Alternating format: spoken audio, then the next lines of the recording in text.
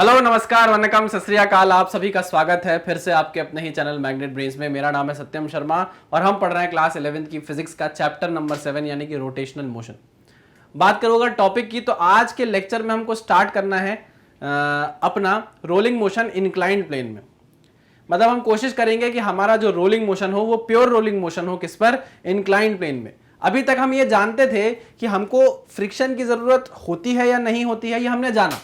पहले हम ये पढ़ रहे थे कि भाई जब भी प्योर रोलिंग मोशन होगा वहां पर फ्रिक्शन नहीं होगा, जो कि सही बात भी है।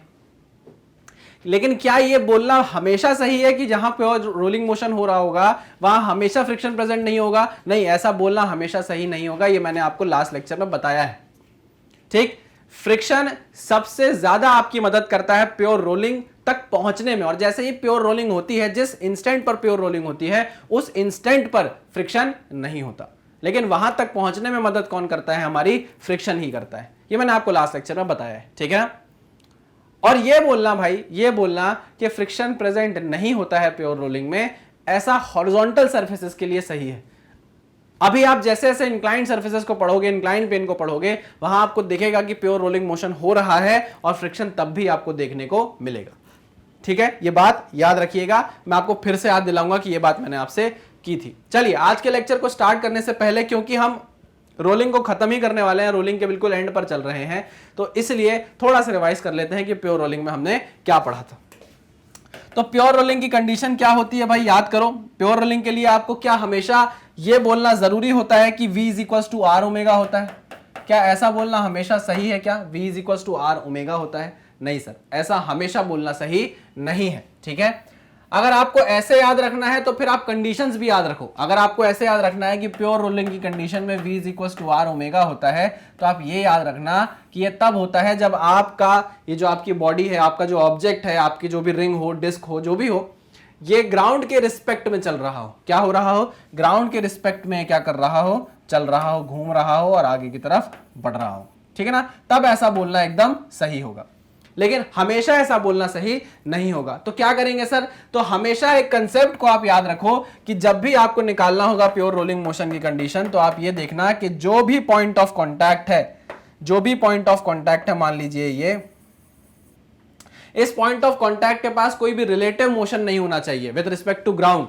मतलब ग्राउंड के रिस्पेक्ट में इस पॉइंट की वेलोसिटी क्या होनी चाहिए? जीरो होनी चाहिए, है ना। हम ये जानते थे अभी तक कि वेलोसिटी ऑफ ग्राउंड तो जीरो है, वेलोसिटी ऑफ ग्राउंड जीरो है। अगर आपने इस पॉइंट को P ले लिया, जो कि सॉरी हम D ले रहे थे इस पॉइंट को, है ना, तो हमने ये बोला था कि अगर वेलोसिटी ऑफ D भी जीरो हो जाए तो बस ये प्योर रोलिंग होगी। अगर velocity of D velocity of G के बराबर हो जाए तो ये प्योर रोलिंग होगी। बट हमने ये भी देखा कि D पॉइंट के पास कुछ वेलोसिटीज ऑलरेडी है। D पॉइंट के पास एक वेलोसिटी है आगे की तरफ, सेंटर ऑफ मास वाली वेलोसिटी, और क्योंकि ये घूम भी रहा है, क्योंकि ये घूम भी रहा है, तो इस पॉइंट के पास आर ओमेगा की एक टेंजेंशियल वेलोसिटी भी होगी। अगर इसका रेडियस कैपिटल आर है तो क्या होगी भाई? आर ओमेगा की एक टेंजेंशियल वेलोसिटी भी होगी। This is V, this is R omega. ठीक है, हाँ सर।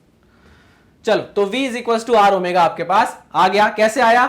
अब इसलिए आया क्योंकि आपने ये यहां पे लिख दिया कि velocity of D is equal to velocity of G is equal to zero. हाँ, तो इस केस में आप बोल सकते हो कि वेलोसिटी ऑफ D अगर जीरो है तो हम जानते हैं वेलोसिटी ऑफ D क्या है? V minus are omega.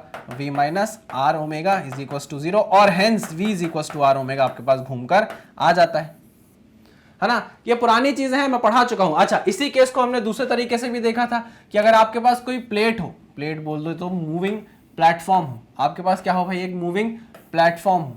ठीक, इस मूविंग प्लेटफॉर्म के पास मान लो वेलोसिटी V नॉट है। ठीक है ना, सेम यही है यहां पर आपका जो ये ऑब्जेक्ट है, जो भी है, ऑब्जेक्ट बोलूं तो आप समझ जाना, या तो डिस्क है, रिंग है, कुछ भी है, ये ऑब्जेक्ट है, इसके पास वेलोसिटी है V की, और ये ओमेगा से क्या कर रहा है? रोटेट भी कर रहा है। अब मैंने आपसे पूछा कि भाई इसमें प्योर रोलिंग हो सकती है, तो अगर आप ये बोल दो कि हाँ सर इसमें प्योर रोलिंग हो सकती है, और प्योर रोलिंग के लिए कंडीशन होगी इस पॉइंट ऑफ कांटेक्ट की V is equal to are omega, तो वो सरासर गलत हो जाएगा। इसलिए मैं बोल रहा हूं कि फॉर्मूला याद नहीं करना है, कंसेप्ट समझना है। वही बात है कि इस पॉइंट पर, मान लीजिए इस पॉइंट को मैं फिर से ले लेता हूं, पॉइंट D, है ना, ये पॉइंट था हमारा D, और ये पॉइंट है हमारा, मान लो प्लेटफॉर्म है तो पॉइंट P, प्लेटफॉर्म है तो पॉइंट P। ठीक। तो अब क्योंकि आप देखो पॉइंट ऑफ कांटेक्ट जो पॉइंट डी है वो किससे मिल रहा है, वो प्लेटफॉर्म से मिल रहा है ना, वो प्लेटफॉर्म से मिल रहा है। तो जो प्लेटफॉर्म की वेलोसिटी होगी प्लेटफॉर्म के रिस्पेक्ट में पॉइंट डी की कोई वेलोसिटी नहीं होना चाहिए, है ना, पक्की बात है। हाँ सर, मतलब पॉइंट डी और पॉइंट पी की वेलोसिटी सेम होनी चाहिए। तो हम यहां पर लिख रहे थे velocity of point P is equal to velocity of point D. अच्छा, वेलोसिटी ऑफ पॉइंट पी कितनी है, तो आपने बोला वेलोसिटी ऑफ पॉइंट पी है वी नॉट के बराबर। ठीक है, तो इसका मतलब ये हुआ कि वी डी भी किसके बराबर होना चाहिए, वी नॉट के बराबर। बट डी पॉइंट के पास तो अपनी खुद की वेलोसिटी है, और वो कौन सी है, एक तो वी इधर है और एक आर ओमेगा इधर है। तो इसका क्या मतलब हुआ, इसका मतलब ये हुआ कि v minus are omega should be equal to V naught. इससे आप बोल सकते हो कि दिस इज द इक्वेशन जिससे आप ओमेगा की वैल्यू निकाल सकते हो। इससे आप ओमेगा की वैल्यू निकाल रहे थे v बाय आर, इससे आप ओमेगा की वैल्यू निकालोगे v minus V naught by R. याद करो, v minus V naught by R is equal to omega. ठीक है ना, यह है कंसेप्ट। सिमिलरली हमने एक्सेलरेशन की भी बात की थी यार, कि अगर मान लो ये घूम रहा है, इसके पास एंगुलर एक्सेलरेशन भी है बाबा, इसके पास अब एंगुलर एक्सेलरेशन है और इसके सेंटर ऑफ मास के पास एक एक्सेलरेशन है ए का, है ना, और ये ग्राउंड पर है। कहां है ये, ग्राउंड पर है। अगर आपको प्योर रोलिंग करानी है, ग्राउंड के रिस्पेक्ट में देखना है, तो आप जानते हो कि पॉइंट पी का पॉइंट जी के साथ कोई रिलेटिव मोशन नहीं होना चाहिए, है ना। पॉइंट पी की velocity with respect to ground 0 होनी चाहिए। ठीक, अच्छा, तो हमने यहां पर वही चीज देखी कि जो ए है, इस पॉइंट पी के पास एक एक्सेलरेशन है आगे की तरफ, ठीक है, और एक सॉरी एक एक्सेलरेशन है इस पॉइंट के पास आगे की तरफ ए, और एक एक्सेलरेशन है पीछे की तरफ, क्या, आर अल्फा। ठीक है, हाँ, अल्फा का एंगुलर एक्सेलरेशन है, आर अल्फा का टेंजेंशियल एक्सेलरेशन है पीछे की तरफ। ठीक, तो हमने ये जाना था इस केस में जब ये ग्राउंड के रिस्पेक्ट में मूव करेगा तब हम बोलेंगे कि इस पॉइंट के पास कोई रिलेटिव वेलोसिटी नहीं होनी चाहिए। तो A P, point P should be equal to acceleration of G should be equal to 0। लेकिन हम जानते हैं ए पी का एक्सेलरेशन कितना है भाई, ए माइनस आर अल्फा, और ये किसके बराबर होगा, 0 का। तो यहां से निकल कर आता है A is equal to are alpha. अब आप ध्यान से सुनिए, ये वाली इक्वेशन और ये वाली इक्वेशन आप तब लगाओगे जब ग्राउंड के रिस्पेक्ट में आपकी ये बॉडी होगी, रोल करेगी ग्राउंड के रिस्पेक्ट में। लेकिन अगर ग्राउंड के रिस्पेक्ट में नहीं करती है तो फिर ये कंसेप्ट आपको लगाना पड़ेगा। और एक इंपॉर्टेंट चीज मैंने आपको बताई थी कि यहां पर पॉइंट पी का नेट एक्सेलरेशन 0 नहीं है, पॉइंट पी का net acceleration is not equal to 0। याद रखना इस बात को, मैंने बोला था पॉइंट पी का net tangential acceleration, net tangential acceleration is 0। इस पॉइंट पी के पास एक एक्सेलरेशन हमेशा रहेगा, और वो एक्सेलरेशन कौन सा होगा, रेडियल एक्सेलरेशन। और वो क्या करेगा, वो इस पॉइंट पी को बार बार उठाकर ऊपर लेकर जाएगा। बाबा देखो ना, अगर एक पॉइंट मैं यहां ले लूं x और एक पॉइंट मैं यहां ले लूं y, तो p पॉइंट थोड़ी देर बाद यहां आ जाएगा, x यहां आ जाएगा, फिर y यहां आ जाएगा और x यहां आ जाएगा। हाँ कि ना, ये p ऊपर चला जाएगा, y नीचे आ जाएगा, x इसके नीचे आ जाएगा। हाँ कि ना, ठीक। तो इस पॉइंट को ऊपर किसने उठाया, इस पॉइंट को ऊपर किसने उठाया, इसके पास तो एक्सेलरेशन था ही नहीं। आपने शुरू में बोल दिया था कि नेट एक्सेलरेशन 0 है, तो भैया नहीं, इसके पास एक सेंटर की तरफ लगने वाला एक्सेलरेशन है, रेडियल एक्सेलरेशन, जो इस पॉइंट को लगातार ऊपर उठा रहा है। ठीक है ना, क्योंकि भाई इसके पास तो वेलोसिटी भी कहां है, देखो ना, v is equal to are omega है। वेलोसिटी कितनी है डी पॉइंट की, वेलोसिटी कितनी है डी पॉइंट की, 0 है। तो भाई जब इसके पास वेलोसिटी नहीं है, जब इसके पास टेंजेंशियल एक्सेलरेशन नहीं है, तो क्या है फिर इसके पास एक रेडियल एक्सेलरेशन है जो इस पॉइंट पी को ऊपर उठाकर ले जा रहा है। पॉइंट बार बार आता है, जमीन पर टच करता है और ऊपर निकल जाता है। मेरे अंगूठे को देखो, ये अंगूठा है, ये पॉइंट पी है, ये पॉइंट डी है, ये आएगा आएगा आएगा आएगा, जमीन को टच करेगा और ऊपर निकल जाएगा। ये जमीन पर आके आगे नहीं बढ़ रहा। मेरी बात समझ में आई? ये अगर आपकी जमीन है, ये पॉइंट डी है आपका, ये पॉइंट डी है आपका, ठीक है ना, ये पॉइंट डी है, जमीन है, ये ऐसे आ रहा है, जमीन को टच कर रहा है और ऊपर चला जा रहा है। जमीन पे ये स्किड नहीं कर रहा, जमीन पर ये आगे पीछे नहीं हो रहा, ये आ रहा है, टच कर रहा है जमीन को और ऊपर निकल जा रहा है, बस। तो उसको ऊपर उठाने के लिए जो मदद करता है वो हमारा ये रेडियल एक्सेलरेशन होता है। ये सारी बातें हम पहले कर चुके हैं, ठीक है ना। अब हम बोल रहे थे कि भाई इस केस में जिस पॉइंट पर आप इसकी बात कर रहे हो, यहां कोई रिलेटिव मोशन नहीं है, तो यहां फ्रिक्शन प्रेजेंट नहीं है। बिल्कुल सही बात है, बिल्कुल सही बात है कि यहां कोई फ्रिक्शन प्रेजेंट नहीं है। क्या यह बोलना कि हमेशा जब प्योर रोलिंग होगी वहां फ्रिक्शन एब्सेंट होगा, तो ना बाबा, ऐसा नहीं है। ऐसा आपको इंक्लाइंड मोशन जब हम पढ़ना स्टार्ट करेंगे तो देखने को मिलेगा। ऐसा हमेशा हॉरिजॉन्टल सर्फेसेस के लिए बोलना सही है कि जहां प्योर रोलिंग मोशन हो रहा है वहां पॉइंट ऑफ कांटेक्ट पे फ्रिक्शन 0 होगा। हॉरिजॉन्टल सर्फेसेस के लिए बोलना एकदम सही है। ठीक है, चल ये था इंट्रोडक्शन, थोड़ा सा इंट्रोडक्शन हमारा। आगे बढ़ते हैं, है ना। इसमें आपको शायद कुछ लिखने की जरूरत नहीं है, आप ऑलरेडी ये सारी चीजें पढ़ चुके हो। चलो तो देखो, क्लियर किया मैंने इसको। आगे बढ़ते हैं, अब पढ़ते हैं जरा इंक्लाइंड मोशन को। अब हमको रोलिंग मोशन पढ़ना है on a smooth inclined plane. यहां पर इंपॉर्टेंट चीज है जिस पर आपको ध्यान देना है और वो है स्मूथ। ठीक, चलिए, एक इंक्लाइंड प्लेन है जिसका एंगल है थीटा। ठीक, सरफेस है स्मूथ, सरफेस है स्मूथ। ओहो मिटाना पड़ेगा। चलो, सरफेस है स्मूथ। ठीक, यहां पे लिख देता हूं स्मूथ सरफेस। ठीक है ना, म्यू 0। फ्रिक्शन क्या है? 0। फ्रिक्शन कोएफिशिएंट 0 है, इसलिए हम सरफेस को क्या बोल रहे हैं? स्मूथ बोल रहे हैं। अब आप देखो कि ये जो बॉडी है, मान लो कुछ भी है, डिस्क है, रिंग है, सिलेंडर है, कुछ भी हो सकता है, स्फीयर हो सकता है, मास m का है। ठीक, क्या होगा इसमें? सर पक्की बात है, इसका mg नीचे की तरफ लगेगा और इसका एक कंपोनेंट आएगा आगे की तरफ mg sin थीटा। ऐसे क्वेश्चन हमने सर बहुत किए हैं, है ना। अब ये तो हम आराम से रिजॉल्व कर लेते हैं, mg sin थीटा। और क्या आएगा भाई? यहाँ आएगा सर इसका एक कंपोनेंट mg cos थीटा। अरे मैंने कहा बहुत स्मार्ट लोग हो यार तुम लोग, तो सब पता है, तुम लोग से कुछ नहीं छिपा। यहाँ आएगा सर एक नॉर्मल रिएक्शन। ठीक है, हाँ। अब आप ये देखो कि ये जो है हमारा, ये जो हमारा ऑब्जेक्ट है, सरफेस तो स्मूथ है, तो सरफेस इस पर कोई भी फ्रिक्शन तो नहीं लगा पाएगी, कोई भी फ्रिक्शन फोर्स इसमें नहीं आएगा जो टेंजेंशियल फोर्स बनाएगा। मान लो अगर यहाँ फ्रिक्शन आता, ये रेडियस है हमारे पास कितना, यहां से यहां तक का रेडियस है हमारे पास, मान लो कैपिटल आर। तो ये फ्रिक्शन इस कैपिटल आर से मिलके क्या टॉर्क जनरेट नहीं कर देता, लेकिन कर देता, अभी तो नहीं कर पाएगा ना, क्योंकि फ्रिक्शन ही नहीं है। जब सरफेस स्मूथ है, वहां कोई फ्रिक्शन ही नहीं है, तो एक बात बताओ, इस बॉल को नीचे खींचने के लिए कौन रिस्पॉन्सिबल है? क्या एन रिस्पॉन्सिबल है? नहीं, एन तो mg cos थीटा से बैलेंस हो जा रहा है। अरे एन तो mg cos थीटा से बैलेंस हो जा रहा है ना। ओहो, ये देखो पहला point, n is balanced by mg cos theta. ठीक है, दूसरी बात, surface is smooth, surface is smooth. अच्छा, तीसरी बात, no torque about centre of mass. Centre of mass के अबाउट कोई भी टॉर्क नहीं है जो इस ऑब्जेक्ट को क्या कर दे, घुमा दे। ठीक है, तो भाई जब टॉर्क नहीं है जो घुमा सकता है, तो सिर्फ एक ही फोर्स है mg sin थीटा का जो इसको नीचे की तरफ खींच रहा है। बिल्कुल हाँ सर। क्या mg sin थीटा का कोई टॉर्क बन रहा है? नहीं सर। क्या कोई नॉर्मल का टॉर्क बन रहा है? नहीं सर। अरे देखो ना, ये देखो ध्यान से देखो, सेंटर ऑफ मास ये है हमारा, इस सेंटर ऑफ मास से ही तो फोर्सेस निकल रहे हैं, जा रहे हैं, इसी से तो पास हो रहा है, तो ये कभी भी इस सेंटर ऑफ मास के अबाउट टॉर्क नहीं बना सकते। हाँ कि ना? हाँ सर। ठीक है, तो टॉर्क बाय mg हमने बोल दिया 0, टाउ बाय mg 0। क्लियर है कि नहीं? हाँ सर क्लियर। ठीक है, चलो, तो ये कोई भी किसी भी टाइप का टॉर्क अगर नहीं बन रहा है तो सीधे सीधे ये ऑब्जेक्ट क्या करेगा, नीचे की तरफ स्लाइड करने लगेगा, है ना। तो चौथा पॉइंट मैं लिख रहा हूं, प्योर स्लाइडिंग मोशन होगा। क्या होगा? प्योर स्लाइड करेगा, स्लाइड करेंगे। चलो, ये चालू हो जाएगा प्योर स्लाइडिंग मोशन, किसकी तरफ? नीचे की तरफ। तो चलो मुझे बताओ, नीचे की तरफ जब ये स्लाइड करने लगा तो इसका एक्सेलरेशन कितना हुआ? बाबा ये फोर्स है, मास इंटू एक्सेलरेशन, तो मैं बोल सकता हूं इसका एक्सेलरेशन कितना है? g sin थीटा एक्सेलरेशन से नीचे की तरफ स्लाइड करने लगेगा।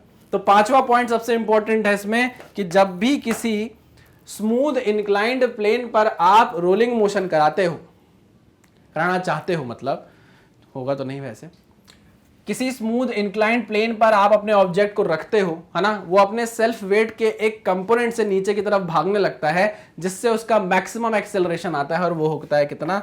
a max. मैक्सिमम एक्सेलरेशन है भाई, इससे ज्यादा नहीं हो सकता।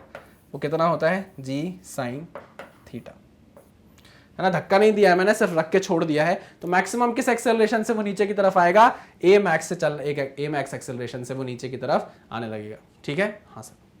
चलिए, और कुछ इंपॉर्टेंट देखो, हमने ये चीज जानी है। क्या जानी है भाई? हमने ये चीज जानी है कि यहाँ पर अभी आपने वो पढ़ा ना, क्या बोलते हैं, फोर्सेस इन रोलिंग। तो फोर्सेस इन रोलिंग में आपको पता है भाई कि इसमें कौन कौन से फोर्सेस लगने वाले हैं, है ना। चलिए उसकी बात हम थोड़ी देर से करेंगे। अभी आप इतना समझ लीजिए कि यहां पर जब आपने स्मूथ इंक्लाइंड प्लेन पर अपने ऑब्जेक्ट को रखा तो ये प्योर स्लाइडिंग मोशन आपको करके दिखाने वाला है। ठीक है, पक्की बात है? हाँ सर। चलिए तो इसको नोट डाउन करिए, इसके बाद हमको रफ प्लेन पर चलना है। चलिए, तो इससे आपको क्या समझ में आया? इससे हमको सर एक समझ में आई चीज, देखो मैं एक पॉइंट छोड़ देता हूं इसमें, कि हमने जब यहां पर इस ऑब्जेक्ट को, जो कि हमारा डिस्क हो सकता है, रिंग हो सकती है, कुछ भी हो सकता है, इसको जब इस स्मूथ प्लेन पर, स्मूथ इंक्लाइंड प्लेन पर छोड़ा तो इसने क्या शो किया? Pure sliding motion, pure sliding motion. अब ये बताओ, मुझे तो रोलिंग करानी थी ना, मुझे क्या करानी थी? रोलिंग। वो क्यों नहीं हुई? क्या रीजन था कि यहां पर रोलिंग नहीं हुई, प्योर स्लाइडिंग हुई? तो यहां रीजन था एब्सेंस ऑफ फ्रिक्शन। क्या रीजन था? Absence of friction. ठीक, ये मैंने आपको रोलिंग में absence of friction, absence of friction के कारण यहां पर क्या हुई? प्योर स्लाइडिंग हुई। हाँ कि ना? हाँ सर।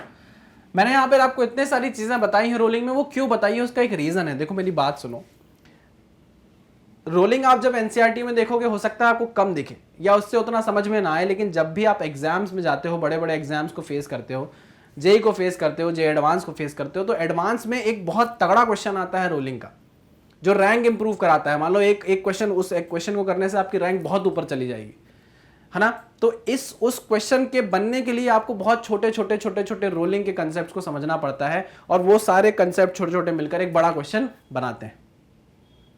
हमारा काम इतना है कि अभी मैं आपको सीबीएसई या आपके सिलेबस के हिसाब से सारी चीजें बताऊं, लेकिन उसकी प्रैक्टिस भी करवाता जाऊं। तो ये सारी चीजें प्रैक्टिस करवाने के लिए आपको पढ़ाई जा रही है ना। मैग्नेट ब्रेन्स आपके लिए कल और भी लेक्चर्स ऐसे लेकर आएगा, कुछ और भी लेक्चर्स ऐसे आएंगे जिसमें आपको हो सकता है आईआईटी की डेडिकेटेड प्रिपरेशन कराई जाए। तब मैं आपको ये सारी चीजें वहां नहीं बता पाऊंगा, क्योंकि हमारे पास उतना टाइम नहीं होगा, हमें कंसेप्ट को सीखना होगा, हमें क्वेश्चन को करना होगा। तब मैं आपको रेफर करूंगा कि जाओ उस लेक्चर को देखो जिस लेक्चर में मैंने इस चीज को समझाया है। इसलिए मैं आपको आज प्रिपेयर कर रहा हूं इन चीजों के लिए, जिन चीजों के बारे में हम कल बात करने वाले हैं। ठीक है, चलिए। तो एब्सेंस ऑफ फ्रिक्शन के कारण यहां पर प्योर स्लाइडिंग हुई। तो अब आप ये समझ गए कि फ्रिक्शन बहुत ज्यादा जरूरी है इंक्लाइंड प्लेन में किसी बॉडी में प्योर रोलिंग को कराने के लिए। ठीक है, हाँ सर। चलो आगे बढ़ते हैं हम। ये सारी चीजें करने के बाद मैंने मिटा दिया, चलो फिर से बना लूंगा, कोई बात नहीं, आ जाओ। चलो अब हमको देखना है rolling motion on a rough inclined plane. अब प्लेन कैसा हो जाएगा? रफ हो जाएगा। और ध्यान रखना, यहां पर जो भी फ्रिक्शन आपको प्रोवाइड किया जाएगा वो फ्रिक्शन सफिशिएंट होगा प्योर रोलिंग कराने के लिए, प्योर रोलिंग मोशन कराने के लिए वो फ्रिक्शन सफिशिएंट होगा। ऐसा क्वेश्चंस में लिखा जाता है, इसलिए मैंने इस लाइन को यहां पर साफ लिख दिया है, friction is sufficient to provide pure rolling motion. इसका मतलब यह है कि फ्रिक्शन का काम यहां होगा इंक्लाइंड प्लेन में प्योर रोलिंग मोशन को बनाए रखना। तो आपको गिवन है कि यहां मोशन कैसा है? प्योर रोलिंग मोशन होने वाला है। ठीक है, चलो हमको यहां अभी पहले क्या निकालना है? मान लीजिए हमारे पास ये जो ऑब्जेक्ट है, ये जो ऑब्जेक्ट है, जो कि डिस्क हो सकता है, रिंग हो सकती है, कुछ भी हो सकता है, इसका मास हमने ले लिया, मास ले लीजिए m। ठीक, आपको फिर वही बात पता है कि इसका एक कंपोनेंट आएगा mg sin थीटा। इधर सर थीटा तो बना दो, अरे हाँ बाबा बना दे रहा हूं ना, लो थीटा बना दिया मैंने। सरफेस कैसा है? रफ सरफेस है ना, यहां लिख देता हूं, सरफेस कैसा है? रफ है। रफ सरफेस होने का मतलब है कि कुछ म्यू की वैल्यू होगी जिसके कारण फ्रिक्शन जनरेट होने वाला है। ठीक है, हाँ सर, नॉर्मल रिएक्शन लगेगी और यहां पर लगेगा फ्रिक्शन। क्यों? क्योंकि इस डायरेक्शन में आपकी बॉडी जाने वाली है। ठीक है ना, this is your friction force. ठीक है सर, ठीक है sir, this is your friction force. अब देखो यहां पर एक तो फोर्स है mg sin थीटा जो कि सेंटर ऑफ मास से होकर जा रहा है, नॉर्मल रिएक्शन भी सेंटर ऑफ मास से होकर जा रही है। लेकिन ये बात समझो कि ये दोनों फोर्सेस टॉर्क नहीं बना पाएंगे, क्योंकि ये सेंटर ऑफ मास से होते हुए जाएंगे तो सेंटर ऑफ मास के अबाउट टॉर्क होने वाला है 0 इन दोनों फोर्सेस के कारण। बट यहां पर देखो ना, एक नया जीता जागता फरिश्ता आ गया है जो क्या कराने वाला है, जो इस पॉइंट के अबाउट एक परपेंडिकुलर डिस्टेंस रखता है। इस पॉइंट से क्या रखता है? परपेंडिकुलर डिस्टेंस रखता है। मान लो डिस्टेंस कितनी है? r। ठीक, कितने डिस्टेंस है? r डिस्टेंस है। तो ये जो फ्रिक्शन फोर्स है, क्या ये परपेंडिकुलर डिस्टेंस से मल्टीप्लाई होकर एक टॉर्क नहीं बना लेगा? ठीक, एंटी क्लॉकवाइज। एक टॉर्क नहीं बना लेगा एंटी क्लॉकवाइज? आप खुद देखो। हाँ सर बना लेगा ना, क्यों नहीं बना लेगा सर? कि आर बाहर निकालो, आर क्रॉस एफ करोगे तो देखो ना एंटी क्लॉकवाइज बन रहा है, आउटवर्ड ऑफ द प्लेन, ठीक है ना? हाँ सर टॉर्क बनने लगा, टॉर्क बनने लगा सर, ठीक है। तो यहां पर अब आप ध्यान से देखो, यहां पर आप ध्यान से देखो, मैं अलग से डायग्राम बना रहा हूं।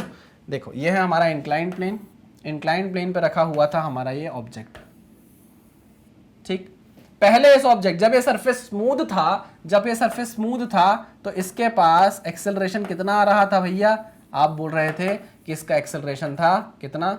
ए था जी साइन थीटा के बराबर, जब सरफेस क्या था? स्मूथ था। बट अब सरफेस स्मूथ नहीं रह गया है, अब सरफेस स्मूथ नहीं रह गया है, सरफेस पे क्या है? फ्रिक्शन लग रहा है, फ्रिक्शन लग रहा है, ठीक है।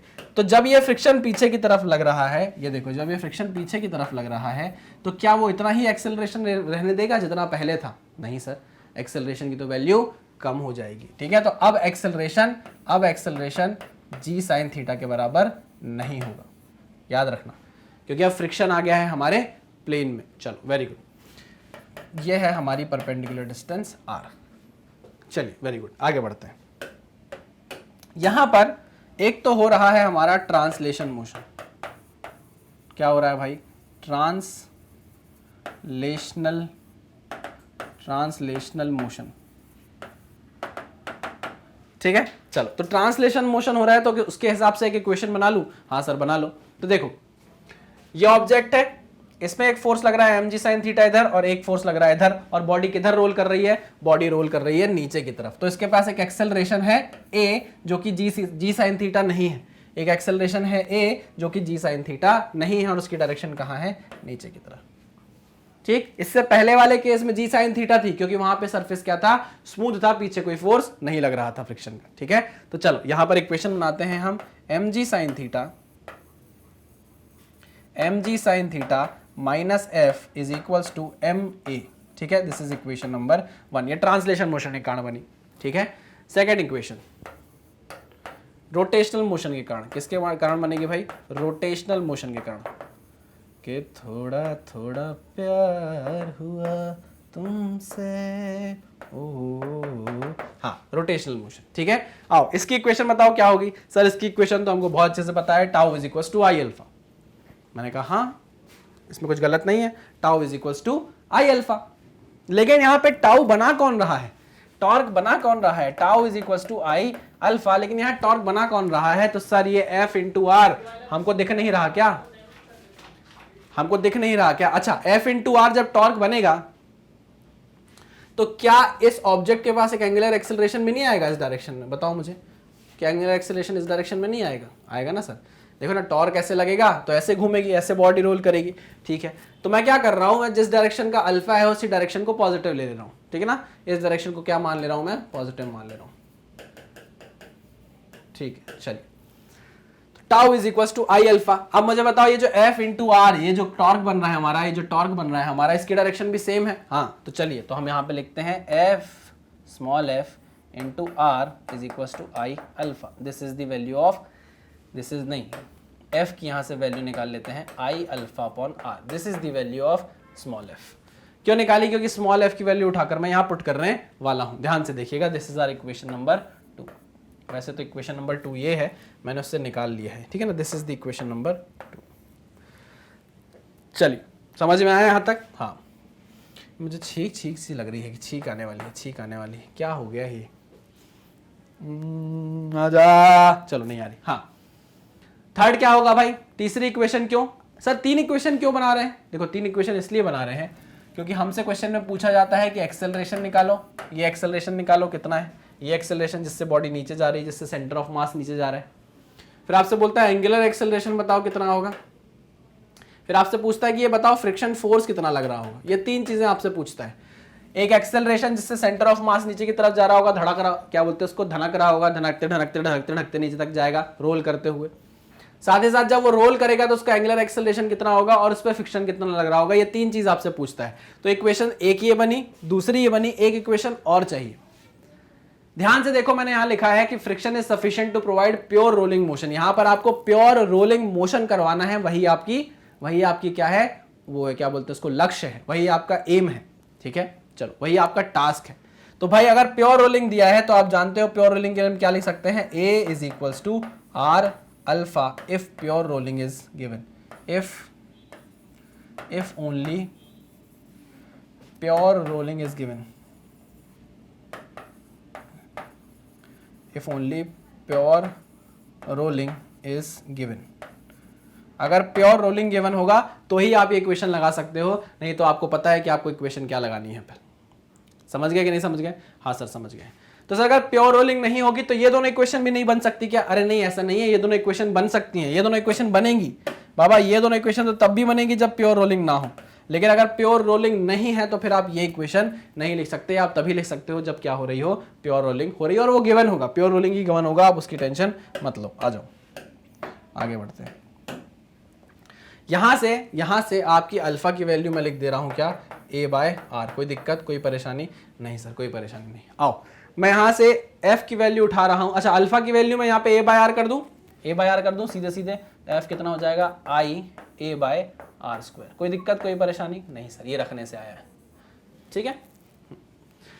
इस F को उठाओ, इस F को उठाओ और यहां पर जाकर पुट कर दो, इधर पुट कर दो, ठीक। तो ये कितना बन जाएगा, mg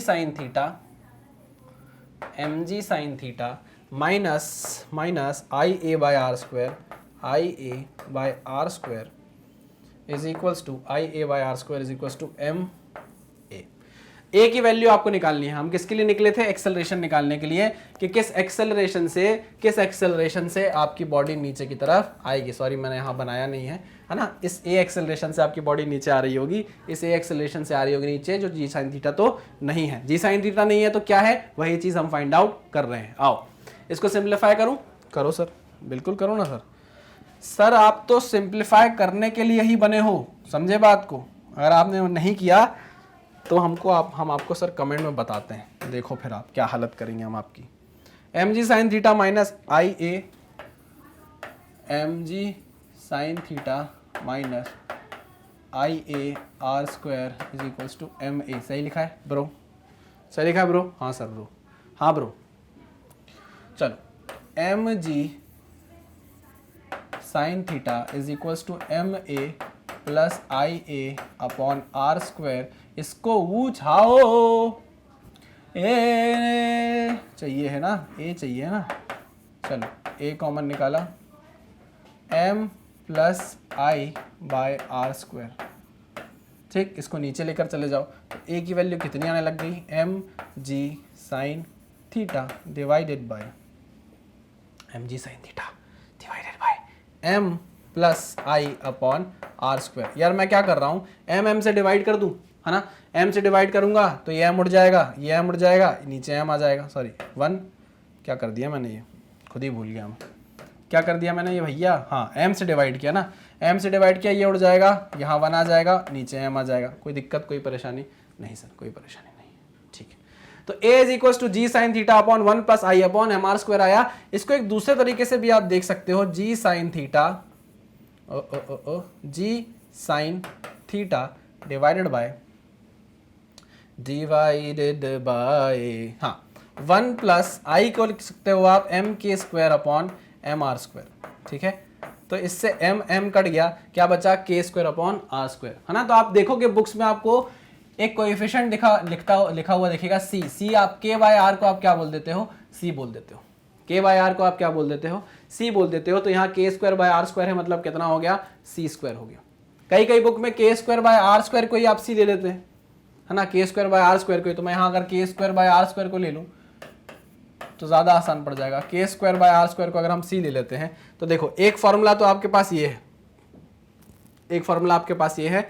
दूसरा मैंने क्या किया, i को m के स्क्वायर रखा और नीचे m r स्क्वायर रख दिया, m कट गया। तो देखो ये सिंप्लीफाई होके क्या आएगा, 1 प्लस के square upon are square.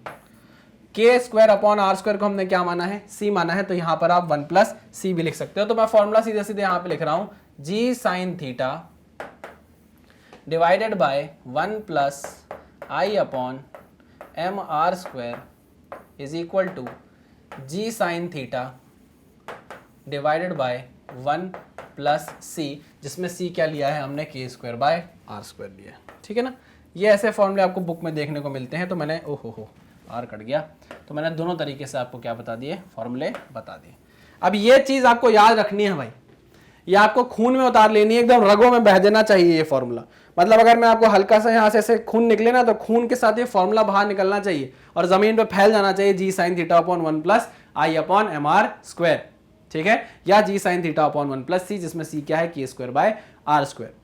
Radius of gyration देखकर आप बता सकते हो कि रेडियस ऑफ जायरेशन किसका कितना है, उससे आप एक्सेलरेशन भी पता कर पाओगे, या आप सीधे सीधे आई से पता कर सकते हो। जिसका आई ज्यादा होगा, अगर आई की वैल्यू ज्यादा हो गई तो ये वैल्यू ज्यादा हो जाएगी, तो एक्सेलरेशन कम हो जाएगा, ठीक है। आई की वैल्यू कम हो गई तो ये वैल्यू कम हो जाएगी, एक्सेलरेशन की वैल्यू ज्यादा हो जाएगी, ठीक है, पक्का 100%? हाँ सर 100%। तो ये हो गया भाई डेरिवेशन हमारा एक्सेलरेशन के लिए, ठीक है। चलो इसको नोट डाउन कर लो भाई, यहां से लेके यहां तक पूरा एक्सेलरेशन का हमारा डेरिवेशन है, ठीक है। आ जाओ नोट डाउन कर लो भाई, पलटाऊं पेज, पीटीओ करूं, पीटीओ, चलो चलिए।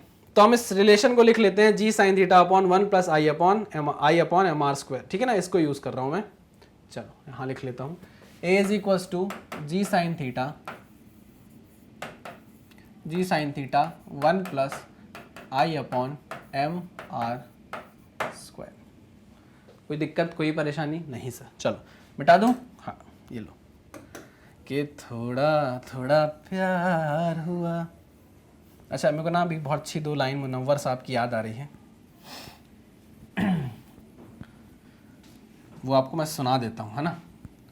तो लोग ऐसा बोलते हैं ना कि जो शायरी वायरी करते हैं, जो लिखते विकते हैं, उनके दिल में दर्द बहुत होता है इसलिए वो लिखते हैं, ऐसा नहीं है ना। मैं तो एकदम मजाकिया आदमी हूँ, फिर भी लिखता हूँ, पढ़ता हूँ ये सारी चीज़ें। तो उन्होंने बड़ा अच्छा लिखा है मुनव्वर साहब ने, ध्यान से सुनिएगा, अर्ज किया है कि किया है खुद को बर्बाद, किया है खुद को बर्बाद, शेर कहने लगे, बर्बाद किया शेर कहने लगे, है ना। किया है खुद को बर्बाद, शेर कहने लगे, लो आ गई है तेरी याद, शेर कहने लगे। किया है खुद को बर्बाद, शेर कहने लगे, लो आ गई है तेरी याद, शेर कहने लगे। और इतनी गिरी हुई नज़रों से मत देख हम शायरों को, इतनी गिरी हुई नज़रों से मत देख हम शायरों को, ना जाने कब तेरी औलाद, शेर कहने लगे। समझ रहे हो, समझ रहे हो कि नहीं समझ रहे हो? तो वाह वाह कर देना कमेंट बॉक्स में। तो ऐसी शायरियाँ आपको टाइम टाइम पे ऐसे याद आती रहेंगी, तो मैं आपको सुनाता रहूँगा, ठीक है। कभी हुआ तो लाइव आई में भी आपके सामने आएंगे और बैठेंगे, महफिल जमाएंगे, है ना।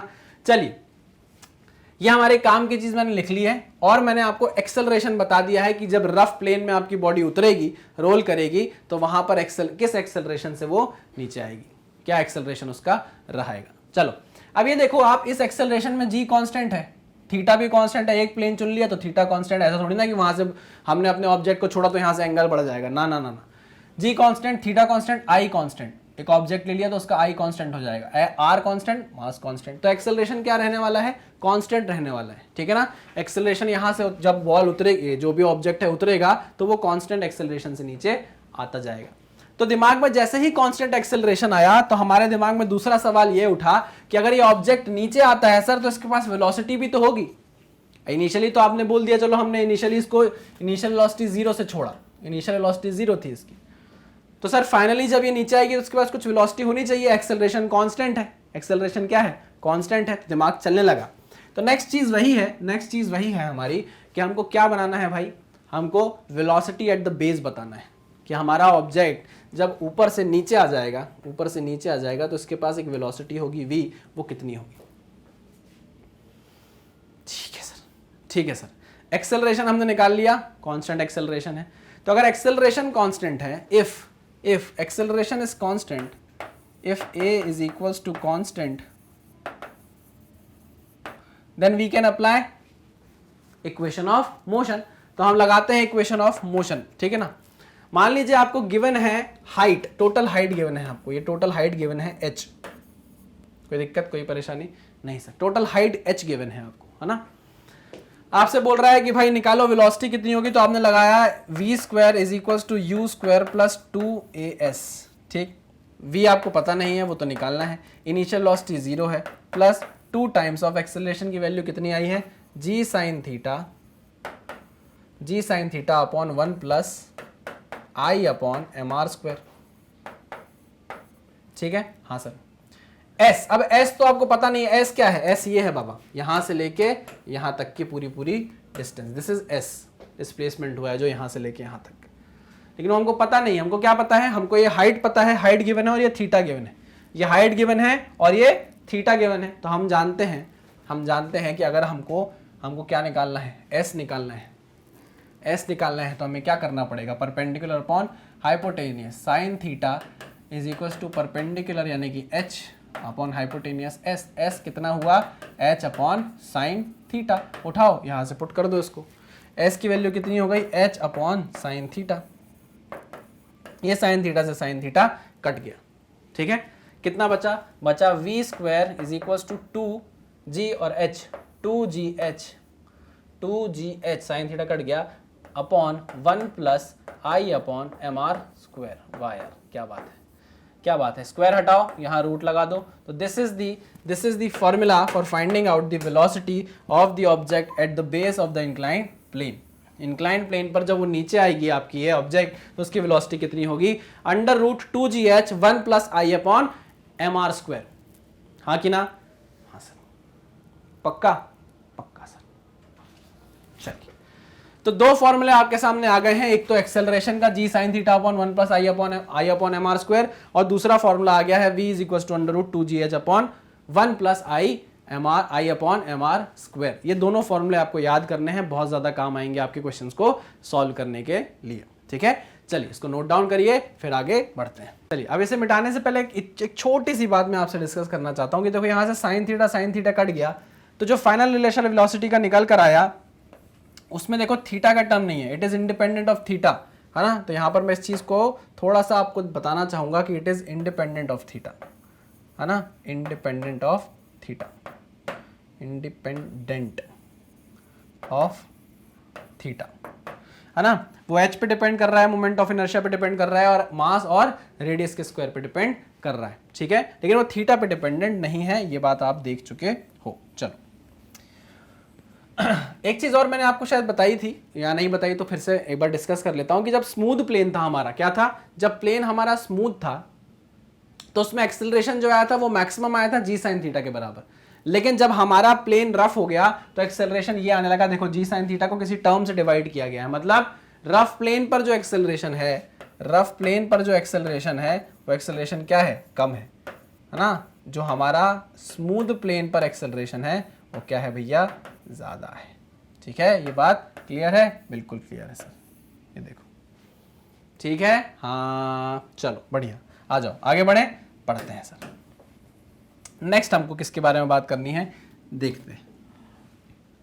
आइए भाई, अब हमको देखना है which type of friction is present. जब ये बॉडी रोल कर रही है, जब ये हमारी डिस्क, सिलेंडर, रिंग जो भी है, जब रोल कर रहा होगा तो इस पर किस टाइप का फ्रिक्शन होगा, इस बारे में हमको बात करनी है। तो आइए जरा बात करता हूं मैं, आप ही से पूछूंगा और आप ही मुझे बताओगे, है ना, क्योंकि हमने फ्रिक्शन ऑलरेडी पढ़ा हुआ है। देखो ये हमारा प्लेन है, इस प्लेन पर ये है हमारी बॉडी, इस प्लेन पर यह है हमारी बॉडी, ठीक। इस बॉडी पर लग रहा है फ्रिक्शन पीछे की तरफ, ये बात तो आप जानते हो, हाँ, ये फ्रिक्शन लग रहा है पीछे इस पर, है ना, और ये mg sin थीटा से आगे भागने की कोशिश कर रही है, ठीक। हाँ सर, मुझे ये बात जाननी है सिर्फ और सिर्फ कि यहाँ पर जो फ्रिक्शन लग रहा है वो कौन सा फ्रिक्शन होगा। दो ऑप्शन दे रहा हूं मैं आपको, पहला फ्रिक्शन स्टैटिक होगा या फिर काइनेटिक होगा, बताओ, स्टैटिक होगा या काइनेटिक होगा। काइनेटिक के लिए तो सर हम इस पॉइंट ऑफ कांटेक्ट को देखते हैं, ये देखो ये पॉइंट ऑफ कांटेक्ट है ना, जो ग्राउंड पर है ना। हम ये जानते हैं कि यहां पर हमको क्या प्रोवाइड कराना है, प्योर रोलिंग मोशन प्रोवाइड कराएगा, जो फ्रिक्शन है वो प्योर रोलिंग मोशन प्रोवाइड कराएगा। तो ये बात पक्की है कि यहाँ प्योर रोलिंग मोशन होना चाहिए। तो जब प्योर रोलिंग मोशन होगा, मान लीजिए पॉइंट डी है ना, और ये ग्राउंड है ना, ग्राउंड पे ही तो रखा हुआ है हमारा ये जो इंक्लाइंड प्लेन है, ग्राउंड ही है। तो हमने ये देखा कि भाई क्योंकि यहाँ प्योर रोलिंग हो रही है, क्योंकि यहाँ पर प्योर रोलिंग हो रही है इस तरीके से, ठीक है ना, ओमेगा से घूम रहा है, एंगुलर एक्सेलरेशन है इसके पास, है ना, यहाँ पर हो रही है प्योर रोलिंग। सर ये आपको कैसे पता, क्योंकि हमको ऑलरेडी कंडीशन मानने के लिए कहा गया है, ये देखो मानने के लिए कहा गया है कि प्योर रोलिंग करा रहा है ये फ्रिक्शन आपका। तो अगर प्योर रोलिंग हो रही है तो हम ये बोल सकते हैं कि velocity of point D is equal to velocity of point G, है ना, कोई भी रिलेटिव मोशन नहीं होगा इस दोनों पॉइंट के बीच में, ठीक है। दिस इंप्लाइज, इसका मतलब ये हुआ कि इसकी वेलोसिटी किसके बराबर होगी, आर ओमेगा के बराबर। बाबा देखो ना, ये एक वेलोसिटी आगे जाएगा v से, आगे की तरफ बढ़ रहा होगा ना, हाँ कि ना, हाँ सर। और इसी पॉइंट के पास एक पीछे की तरफ भी क्या होगी, एक टेंजेंशियल वेलोसिटी होगी जो कि होगी आर ओमेगा, ठीक है। तो हम बोल सकते हैं यहां पर होगा v is equals to are omega pure rolling, ठीक, हाँ सर। तो जब ये पॉइंट डी पॉइंट जी के रिस्पेक्ट में कोई रिलेटिव मोशन नहीं कर रहा, आगे पीछे नहीं हो रहा, तो फ्रिक्शन एक्टिवेट होगा क्या? क्या फ्रिक्शन एक्टिवेट होगा क्या, मुझे बताओ। फ्रिक्शन एक्टिवेट है सर, फ्रिक्शन सरफेस है ही, लेकिन फ्रिक्शन एक्टिवेट होने के बाद भी ये पॉइंट रिलेटिव मोशन नहीं कर रहे। यही बात समझ में नहीं आई सर, बिल्कुल नहीं समझ में आई। देखो ध्यान से सुनना, मैं क्या बताना चाह रहा हूं। हम पढ़ते थे जब फ्रिक्शन में, है ना, हम बचपन में चलते हैं हमारे, जब हम फ्रिक्शन पढ़ रहे थे, ऐसे एक बॉडी हुआ करती थी, है ना, जो एक रफ सरफेस पे रखी होती थी, जो जीरो नहीं है, जिसका कोएफिशिएंट ऑफ फ्रिक्शन। हम यहाँ से फोर्स लगाते थे F, लेकिन ये बॉडी मूव नहीं करती थी। फोर्स लग रहा है लेकिन ये बॉडी मूव नहीं कर रही थी, ठीक, सिंपल। यहाँ देखो फोर्स लग रहा है लेकिन ये पॉइंट इस ग्राउंड के रिस्पेक्ट में मूव नहीं कर रहा, ठीक है। सेम केस बन रहा है, यहाँ पे F फोर्स लगा इस बॉडी पर, लेकिन ये बॉडी ने मूव नहीं किया, क्यों? क्योंकि इस पर पीछे की तरफ क्या लग रहा है, एक फ्रिक्शन फोर्स लग रहा है, ठीक है ना। जितना आपने फोर्स लगाया वही इस फ्रिक्शन फोर्स के बराबर हो गया। इस फ्रिक्शन फोर्स ने इस मास को चलने नहीं दिया। तो कैसा फ्रिक्शन है ये फ्रिक्शन कैसा था? ये फ्रिक्शन स्टैटिक फ्रिक्शन था। कैसा फ्रिक्शन था? Static friction. अगर फोर्स लगाने के बाद ये बॉडी मूव करने लगती, ये बॉडी क्या करने लगती, एक वेलोसिटी v से मूव करने लगती, लगातार मूव कर रही होती, तो फिर ये स्टैटिक फ्रिक्शन नहीं होता, फिर ये क्या होता, ये होता काइनेटिक फ्रिक्शन। आई मेरी बात समझ में, है ना, जिसका फॉर्मूला होता है म्यू के इंटू एन। स्टैटिक फ्रिक्शन का कोई फॉर्मूला होता है? नहीं, कोई फॉर्मूला नहीं होता है, ठीक है ना। ये क्या होता है, सेल्फ एडजस्टिंग होता है नेचर में, सेल्फ एडजस्टिंग होता है नेचर में, ये हमने पढ़ा है, ठीक। चलो इसी चीज को समझने के बाद वापस चलते हैं हमारी पर्टिकुलर चीज जो हम समझ रहे हैं उस पे। यहां पर देखो F फोर्स लग रहा है, लेकिन ये D पॉइंट G पॉइंट के रिस्पेक्ट में कोई रिलेटिव मोशन नहीं कर रहा, खिसक नहीं रहा। इसका मतलब क्या है कि इस पे फ्रिक्शन तो लग रहा है, फ्रिक्शन फोर्स तो लग रहा है, बट वो स्टैटिक नेचर का है। अगर ये पॉइंट खिसक जाता G के रिस्पेक्ट में, अगर इनके बीच में रिलेटिव मोशन आ जाता, तो ये बात पक्की थी कि ये बॉडी फिर सरकने लगती, स्लाइड करने लगती, और अगर ये बॉडी स्लाइड करने लग जाती तो यहां पर कौन सा फ्रिक्शन आता, काइनेटिक फ्रिक्शन आता, ठीक। अभी क्योंकि ये बॉडी सरक नहीं रही, स्लाइड नहीं कर रही, प्योर रोलिंग में है, ये पॉइंट डी जी के रिस्पेक्ट में स्लाइड या रिलेटिव मोशन नहीं कर रहा है, इसलिए यहां पर फ्रिक्शन प्रेजेंट है और वो स्टैटिक नेचर का है। काइनेटिक कब होता सर? जब ये डी पॉइंट जी पॉइंट के रिस्पेक्ट में आगे खिसक जाता, रिलेटिव मोशन कर देता, तब ऐसा होता कि ये बॉडी रोल करने के साथ स्लाइड कर रही होती, तो फिर इसमें काइनेटिक फ्रिक्शन आ जाता, क्योंकि डी पॉइंट जी पॉइंट के साथ रिलेटिव मोशन शो कर देता। आई मेरी बात समझ में? तो ये बात याद रखना कि यहां पे कौन सा फ्रिक्शन लग रहा है, स्टैटिक फ्रिक्शन लग रहा है, जो नेचर में कैसा होता है, सेल्फ एडजस्टिंग होता है। क्या होता है नेचर में? सेल्फ एडजस्टिंग होता है, ठीक। चलिए, तो आपको इक्वेशन तो याद होगी, जो इक्वेशन हमने बनाई थी। क्या बनाई थी सर? एक इक्वेशन हमने बनाई थी, देखो याद करो ट्रांसलेशन से। पहली इक्वेशन हमने बनाई थी mg sin थीटा। अरे यार पूरा मिटा दिया क्या मैंने? हाँ सर, आप सुनते कहाँ हैं, समझते कहाँ हैं सर? अरे आजा आजा आजा, हाँ आ गया, चलो, है ना। तो पहली इक्वेशन हमने जो बनाई थी मैं उसको लिखने जा रहा हूँ। याद रखना स्टैटिक फ्रिक्शन लग रहा है, काइनेटिक कब लगेगा? जब डी पॉइंट जी पॉइंट के रिस्पेक्ट में रिलेटिव मोशन कर देगा। तो ट्रांसलेशन मोशन के कारण हमने एक इक्वेशन बनाई थी mg sin theta minus F is equal to ma, ये इक्वेशन बनाई थी, ठीक है। चलो अब हम जानते हैं a की वैल्यू हमारे पास है, और वो कितनी है, g sin theta upon 1 plus i upon mr square, है कि नहीं है? हाँ सर। हमको किसकी वैल्यू निकालनी है? आपको ये पता चल गया कि ये जो फ्रिक्शन है ये स्टैटिक फ्रिक्शन है। कैसा फ्रिक्शन है ये? स्टैटिक फ्रिक्शन है। इसकी कोई वैल्यू नहीं होगी, ये हमेशा सेल्फ एडजस्टिंग होगा, इसकी वैल्यू बदलती रहेगी। तो भैया इसकी वैल्यू निकालने के लिए हमने क्या किया, हमने यहाँ पर a की वैल्यू रख दी। तो चलो mg sin थीटा ये धरा जाएगा minus m into a g sin theta upon 1 plus I upon M R square is equal to, इसकी वैल्यू आ जाएगी, f की वैल्यू आ जाएगी। किसकी वैल्यू आने लगेगी? एफ की वैल्यू आने लगेगी। तो देखो देखो देखो देखो क्या कॉमन निकल जाएगा, एम जी साइन थीटा कॉमन निकल जाएगा। एम जी साइन थीटा यहाँ सॉल्व करता हूँ भाई, एम जी साइन थीटा कॉमन निकाला हमने एम जी साइन थीटा, क्या बचा 1 minus 1 upon 1 plus I upon M R square, है ना। इसको थोड़ा सॉल्व करना पड़ेगा, सिंप्लीफाई करना पड़ेगा। तो देखो सिंप्लीफाई करने की कोशिश करते हैं, ये हो जाएगा m are square plus I ऊपर एम आर स्क्वायर, है ना। M are square plus I ऊपर m are square, m are square plus I, है ना। फिर उसके बाद ये जाएगा इधर मल्टीप्लाई होगा एम आर स्क्वायर प्लस आई माइनस एम आर स्क्वायर, तो एम आर स्क्वायर कट जाएगा। यहाँ सॉल्व करके लिख लेता हूँ ज़रा, एम आर स्क्वायर प्लस आई, कुछ भी गलती ना हो जाए, नहीं तो ज़िंदगी भर के लिए हम कुछ गलत समझ लेंगे। डिवाइडेड बाय इससे बेहतर है कि हम करके देख लें सर। चलो ये मैं बोल रहा था, इससे कट जाएगा, तो आएगा I upon I plus M R square, ठीक है ना। I upon I plus M R square, I upon I plus M R square. This is the value of friction force जो लग रहा है यहाँ पर क्या कराने के लिए, प्योर रोलिंग मोशन कराने के लिए, ठीक है। कितनी वैल्यू आई है, F is equal to m ji sine theta I upon I plus M R square. इसको डब्बे में डाल देता हूँ लाल कलर के, ताकि आपको ये चीज़ समझ में आ जाए, ठीक है ना। पहले तो हमने डिस्कस किया कि भाई फ्रिक्शन कौन सा लग रहा है, पहले हमने जाना कि फ्रिक्शन फोर्स कौन सा है। हमने ये जाना इसलिए क्योंकि यहाँ पर क्या गलती कर देते हैं लोग, लिख देते हैं फ्रिक्शन फोर्स होगा म्यू इंटू एन के बराबर। बाबा ये तो फ्रिक्शन की मैक्सिमम वैल्यू है, ये तो फ्रिक्शन की मैक्सिमम वैल्यू है।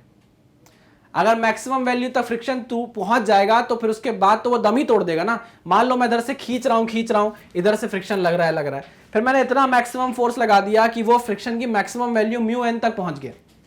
उसके बाद मैंने और ज्यादा फोर्स लगाया, तो क्या ये फ्रिक्शन प्योर रोलिंग में रख पाएगा इस बॉडी को? नहीं। फिर तो ये जो खींच रहा है एम जी साइन थीटा, अगर ये भारी बॉल है, भारी ऑब्जेक्ट है, तो एम जी साइन थीटा बहुत बड़ा हो जाएगा इस एफ से, तो इसको नीचे ले जाएगा, फिर ये एफ कुछ नहीं कर पाएगा, फिर प्योर रोलिंग नहीं करा पाएगा, फिर तो स्लाइडिंग होने लग जाएगी, रोलिंग के साथ स्लाइडिंग होने लग जाएगी। आई मेरी बात समझ में? हाँ सर, ठीक है, पक्की बात है। हाँ, तो यहां से हमको एक बात और समझ में आई, क्या सर? देखो, हम तभी तक प्योर रोलिंग मेंटेन करा पाएंगे, या फ्रिक्शन तभी तक प्योर रोलिंग मेंटेन करा के रख सकता है, ये इंपॉर्टेंट हैशटैग लगा रहा हूं IMP, समझने की कोशिश करना। क्या फ्रिक्शन तभी तक प्योर रोलिंग कराकर रख सकता है जब उसकी वैल्यू मैक्सिमम वैल्यू से क्या हो, कम हो। जब उसकी वैल्यू मैक्सिमम वैल्यू से क्या हो, कम हो, या मैं इसको लिख देता हूं काइनेटिक फ्रिक्शन या लिमिटिंग वैल्यू। अभी काइनेटिक इसलिए बोल रहा हूं क्योंकि मूव करने लग जाएगा, तो ये हो गया F काइनेटिक। हाँ कि ना? हाँ सर, समझ में आया सर। क्योंकि ये जो F है, ध्यान से सुनना, ये जो F मैंने निकाला है ना, ये क्यों निकाला है? It is required for maintaining pure rolling, required to maintain pure rolling, ठीक है। It is the friction force which is required to maintain pure rolling. अगर आप किसी इंक्लाइंड प्लेन पर किसी ऑब्जेक्ट को रखते हो और उस ऑब्जेक्ट को आपको प्योर रोलिंग में रखना है, तो आपको ये रिक्वायर्ड फ्रिक्शन देना पड़ेगा। ये वो रिक्वायर्ड फ्रिक्शन है जो प्योर रोलिंग प्रोवाइड कराएगा, ठीक है। लेकिन ये क्या है? This is the maximum value of friction. भैया अगर आपके क्वेश्चन में आई हुई फ्रिक्शन की वैल्यू, रिक्वायर्ड फ्रिक्शन की वैल्यू, आपको मान लो क्वेश्चन में पूछा जाए कि हाँ प्योर रोलिंग मेंटेन हो पाएगी कि नहीं हो पाएगी, आपने वहां फ्रिक्शन की वैल्यू निकाली, रिक्वायर्ड फ्रिक्शन की वैल्यू निकाली, इस फॉर्मूले से आपने रिक्वायर्ड फ्रिक्शन की वैल्यू निकाली और वो इससे ज्यादा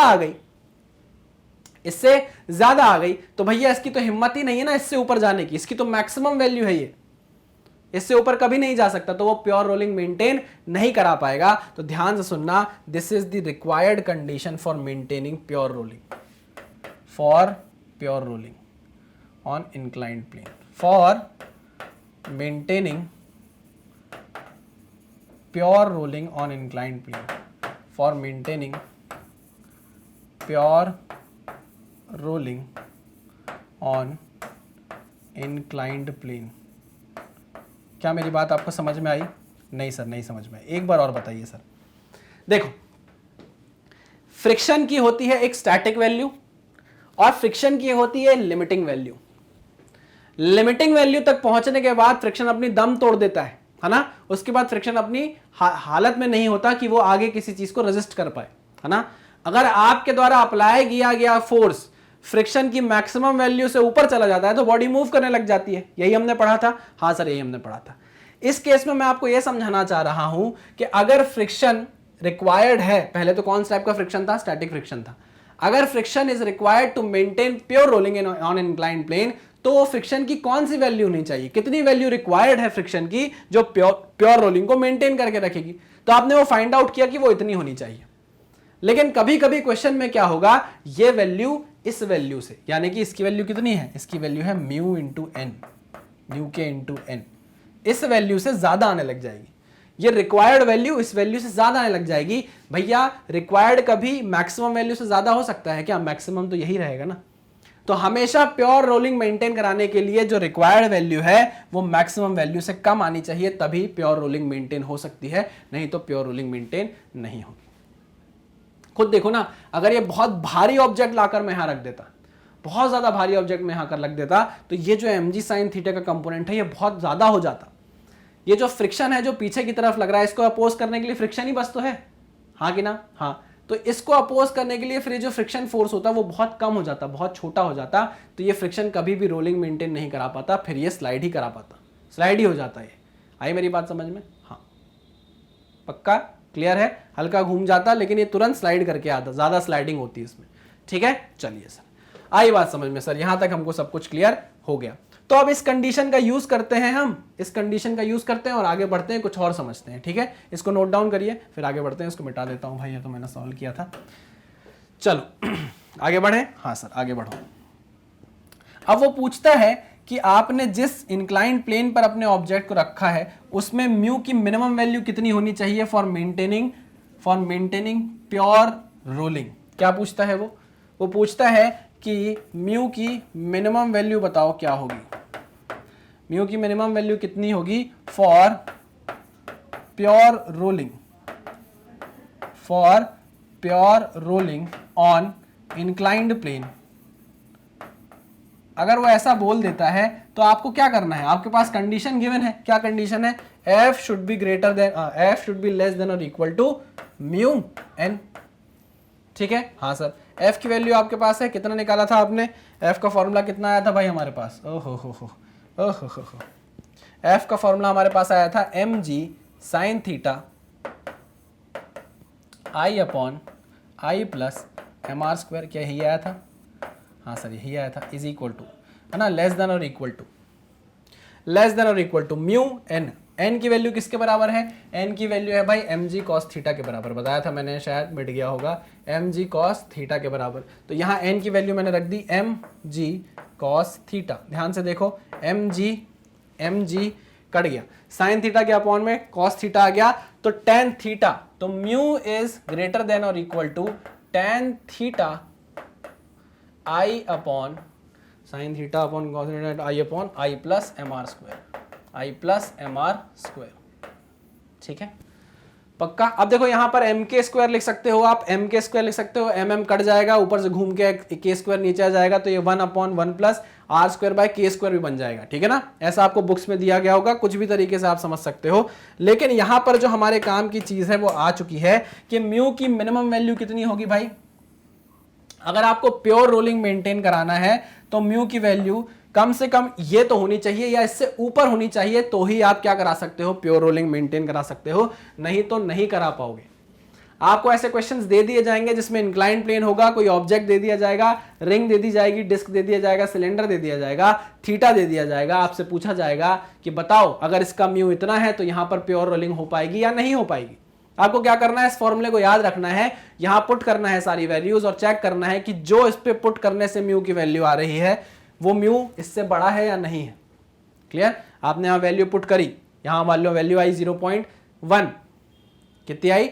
0.1 वैल्यू आई, और आपको यहां पर म्यू गिवन दिया है 0.2, तो ये पक्की बात है कि यहां प्योर रोलिंग मेंटेन हो जाएगी, क्योंकि जो गिवन म्यू आपको दिया है 0.2 वो इस वैल्यू से बड़ा आ रहा है।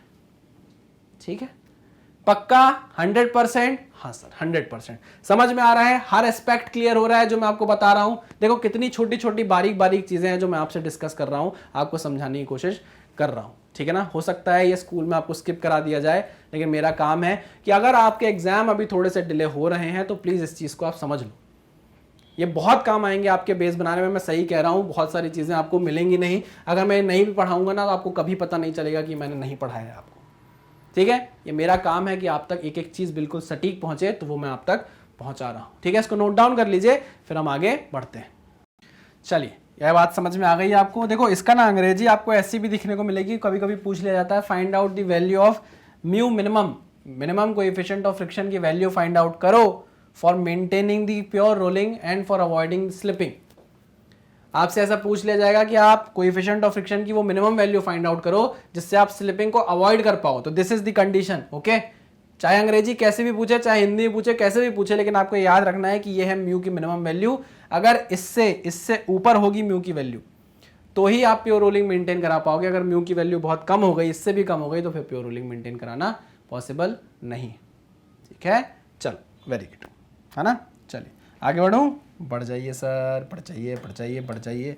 चलो देखता हूं अभी भी मुझे इस डायग्राम का काम है या नहीं है। नेक्स्ट देख लूं टॉपिक, नेक्स्ट टॉपिक क्या है। हाँ ज़रूरी है, अभी ये डायग्राम हमको काम का है। चलो आगे बढ़ते हैं। अब वो बोल रहा है कि क्या हम यहाँ पर कंजर्वेशन ऑफ मैकेनिकल एनर्जी लगा सकते हैं। तो आप देखोगे, बोलोगे नहीं यहाँ पे तो फ्रिक्शन का फोर्स लग रहा है, ना ना, never, no no no, not at all, काटो इसको, नहीं लगा सकते। लेकिन यहाँ मेरी बात ध्यान से सुन लो, मेरी बात जरा ध्यान से सुन लो, फिर जरा जवाब देना। कंजर्वेशन ऑफ मैकेनिकल एनर्जी लगाने के लिए क्या क्या कंडीशन होनी चाहिए। Sir conservation of mechanical energy लगाने के लिए हमको ये देखना पड़ता है कि नॉन कंजर्वेटिव फोर्सेस ना लगो, मतलब work done bye non conservative force 0 हो, या मैं ये बोलना चाहूँगा कि एक्सटर्नल फोर्सेस कोई ना हो, एक्सटर्नल फोर्सेस के द्वारा वर्क डन जो है वो 0 होना चाहिए। अगर आपका work done by external forces 0 है, work done bye non conservative forces 0 है, तो फिर आप कंजर्वेशन ऑफ मैकेनिकल एनर्जी लगा सकते हो, ठीक है। चेक कर लेते हैं कि यहां पर कंजर्वेशन ऑफ मैकेनिकल एनर्जी लगेगी या नहीं। यहां पर कोई एक्सटर्नल फोर्स है? नहीं सर, कोई एक्सटर्नल फोर्स नहीं है, यहां कोई एक्सटर्नल फोर्स नहीं है। अगर आप नॉर्मल रिएक्शन की बात करो, अगर आप पॉइंट देखो, अच्छा और प्यार से दिखाने की कोशिश करता हूं, और अच्छे से दिखाने की कोशिश करता हूं। देखो ये है हमारा इंक्लाइंड प्लेन और ये है हमारी वो बॉडी, ये है हमारी वो बॉडी, ठीक है। इस पर नॉर्मल रिएक्शन लग रहा है, तो work done by normal reaction कितना होगा भैया, ये आगे की तरफ मूव करेगा ना, डिस्प्लेसमेंट परपेंडिकुलर होगा, तो work done by normal reaction 0 होने वाला है। यहाँ पर जो mg sin थीटा लग रहा है वो तो हमारा कंजर्वेटिव फोर्स है ना, क्या है भाई, कंजर्वेटिव फोर्स है, कोई दिक्कत नहीं है उससे हमको। यहाँ एक दिक्कत हमको फंस रही थी कि यहाँ पे हमारा लग रहा था एक फ्रिक्शन फोर्स, ठीक है। लेकिन आप ये भी तो देखो कि जो हमारा प्योर रोलिंग हो रहा है, ये जो फ्रिक्शन फोर्स है, it is sufficient to maintain pure rolling. इस फ्रिक्शन के कारण यहां पर क्या मेंटेन हो रही है, प्योर रोलिंग मेंटेन हो रही है। तो मुझे बताओ क्या पी पॉइंट का कोई डिस्प्लेसमेंट हो रहा है ग्राउंड के रिस्पेक्ट में। अगर ये हम ले ले ग्राउंड का जी ले लिया है ना, तो क्या ग्राउंड के रिस्पेक्ट में पी पॉइंट का कोई डिस्प्लेसमेंट है, स्लाइडिंग हो रही है, आगे पीछे हो रहा है? नहीं, ग्राउंड के रिस्पेक्ट में पी पॉइंट का कोई भी डिस्प्लेसमेंट नहीं है आगे पीछे। तो भाई जब ये पी पॉइंट डिस्प्लेस ही नहीं हो रहा, फोर्स को डिस्प्लेसमेंट चाहिए ना वर्क डन बनाने के लिए, तो भाई इस फ्रिक्शन फोर्स के कारण क्या इस पॉइंट का कोई डिस्प्लेसमेंट है? नहीं, कोई डिस्प्लेसमेंट नहीं है। तो मैं यहां पर ये लिखने वाला हूं, due to as pure rolling is maintained, as pure rolling is maintained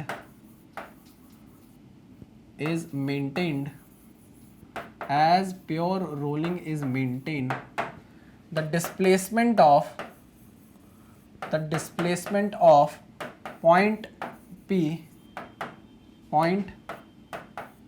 is 0. This implies work done by friction force is 0. यहां पे फ्रिक्शन तो फोर्स एग्जिस्ट कर रहा है बाबा, फ्रिक्शन फोर्स तो एग्जिस्ट कर रहा है। मैं ये नहीं बोल रहा कि फ्रिक्शन का फोर्स यहां एग्जिस्ट नहीं कर रहा, लेकिन उसके द्वारा परफॉर्म किया वर्क कितना है? 0 है। क्यों 0 है? क्योंकि भाई जो पॉइंट P है उसका कोई डिस्प्लेसमेंट नहीं है, वो तो ऊपर जा रहा है ना, पॉइंट P तो ऊपर की तरफ जा रहा है, पॉइंट P का कोई डिस्प्लेसमेंट थोड़ी नहीं है। फोर्स की डायरेक्शन में कोई डिस्प्लेसमेंट है ना, पक्की बात है? हाँ सर पक्की बात है। तो जब कोई डिस्प्लेसमेंट ही नहीं है पॉइंट पी का, तो भाई work done by friction force कितना हो जाएगा? 0 हो जाएगा। ठीक है, तो अगर वर्क डन बाय, हमको इसी से दिक्कत थी ना, हमारा एक नॉन कंजर्वेटिव फोर्स यही था, इसी के वर्क डन से हमको दिक्कत हो रही थी, जिसके कारण हम मैकेनिकल एनर्जी कंजर्व नहीं करा पा रहे थे। अब तो ये 0 हो चुका है, तो क्या हम बोल सकते हैं कि मैकेनिकल एनर्जी कंजर्व रहेगी? तो आप बोलोगे yes yes, hence mechanical energy is conserved, hence mechanical energy is conserved. कैसे? और वो क्या होता है? वो होता है sir kinetic energy initial plus potential energy initial is equals to kinetic energy final plus potential energy final. ये होता है कंजर्वेशन ऑफ मैकेनिकल एनर्जी। अगर हम चाहें कि यहां पर इसकी वेलोसिटी निकाल लें, जब ये ऊपर से नीचे आया था सर, उसका तो फॉर्मूला है हमारे पास, उसका फॉर्मूला है, मैं भी जानता हूं। लेकिन अगर मैं कंजर्वेशन ऑफ मैकेनिकल एनर्जी लगाकर वी वेलोसिटी फिर से निकाल लूं और वो सेम आ जाए पुराने वाले एक्सप्रेशन जैसी, तो हम समझ जाएंगे कि भाई यहां पर कंजर्वेशन ऑफ मैकेनिकल एनर्जी सही बैठ रही है। ठीक है, करके देखें। हाँ सर करके देखिए। इनिशियल काइनेटिक एनर्जी कितनी? इनिशियली तो कुछ भी नहीं था, ये रेस्ट पे था, तो initial kinetic energy 0। Initial potential energy h height पे है, h हाइट पे है, m मास है, तो कितनी होगी initial potential energy? mgh is equals to final kinetic energy कितनी होगी? फाइनल काइनेटिक एनर्जी कितनी होगी बाबा? जब ये नीचे आएगा तो उसके पास एक v वेलोसिटी भी होगी और एक ओमेगा भी होगा। होगा कि नहीं होगा? बिल्कुल होगा, है ना। वहां पर भी ओमेगा ही लिखा है ना, ओमेगा डैश कर लो, ओमेगा कर लो, चलो कोई दिक्कत नहीं है, अभी तो हम समझने के लिए कर रहे हैं। फाइनल काइनेटिक एनर्जी होगी half m v square plus half i omega square plus half i omega square. सही लिखा है कि नहीं? हाँ सही लिखा है। uf कितना हो जाएगा? 0 हो जाएगा, तो आगे कर दिया हमने उसको 0। चलो क्या क्या काट दे भाई? Sir mgh is equals to half m v square plus half i को मैं क्या लिख दूं? आई को आप कुछ मत लिखो, आई को मत खोलो अभी आप। ठीक है, चलो ओमेगा को आप क्या लिख सकते हैं? v square by r square लिख सकता हूं, लिख सकते हो सर। आइए इसको आगे सॉल्व करें। अब देखो हमको क्या निकालना है? हमको v निकालना है ना। तो यहां से हम v स्क्वायर कॉमन ले लो सर, v स्क्वायर कॉमन ले लो, तो ये हो जाएगा v स्क्वायर, ब्रैकेट में क्या बचेगा? v स्क्वायर कॉमन लिया हमने, देखो ये 2 को उधर ले जाता हूँ, ये 2 को भी मैं ले जाता हूँ इधर, कोई दिक्कत कोई परेशानी नहीं सर, कोई परेशानी नहीं।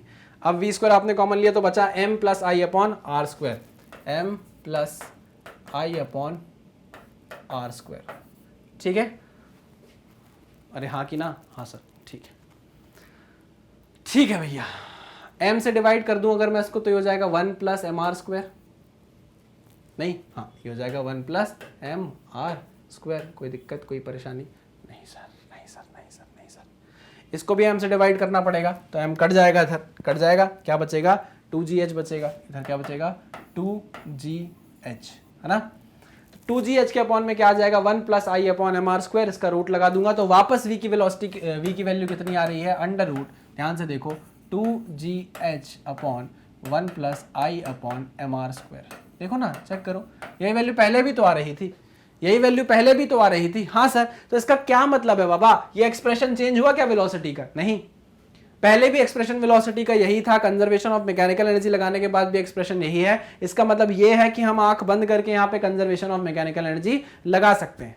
ठीक है, पक्का 100%? हाँ सर समझ में आया। देखो जिसको ये चीज समझ नहीं आई, उसको एक ट्रिक से समझा देता हूं मैं, एक ट्रिक से समझा देता हूं। और ट्रिक क्या है? देखो फ्रिक्शन यहां 2 टाइप के वर्क कर रहा है, फ्रिक्शन यहां पे 2 टाइप के वर्क कर रहा है। एक तो इस बॉडी को आगे की तरफ ले जा रहा है, एक तो ये बॉडी आगे की तरफ डिस्प्लेस हो रही है, फ्रिक्शन पीछे की तरफ लग रहा है, और यही फ्रिक्शन टॉर्क भी प्रोड्यूस कर रहा है, मतलब रोटेशनल वर्क भी कर रहा है, ट्रांसलेशनल वर्क भी कर रहा है, रोटेशनल वर्क भी कर रहा है।